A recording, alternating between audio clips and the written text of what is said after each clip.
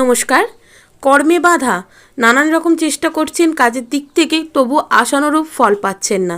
সেক্ষেত্রে সেই বাধা দূর করতে একটা কার্যকরী উপায় আছে। সেই উপায়টি করতে লাগবে হচ্ছে শুকনো লঙ্কা এবং একটা তামার ঘটিতে 1 ঘটি জল। এটা দিয়ে কিন্তু আপনারা আপনাদের কর্মের বাধা দূর করতে পারবেন। তার জন্য যে কোনো মঙ্গলবার থেকে এটা শুরু করবেন। একটানা 11টা মঙ্গলবার করবেন।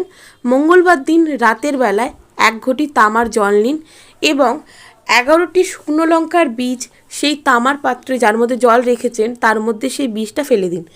তারপর সেই জলটিকে 7 বার নিজের মাথার চারপাশে ঘোরান এবং বাড়ির বাইরে ফেলে দিন। এই ক্রিয়াটি যদি কন্টিনিউয়াস আপনারা করে যেতে পারেন তাহলে দেখবেন আপনাদের কর্মে যে বাধা আসছে, যে কোনো কাজই করছেন কিন্তু নিজের আশা অনুযায়ী ফল পাচ্ছেন না, সেই বাধা কিন্তু আস্তে আস্তে দূর হবে, সুফল পাবেন।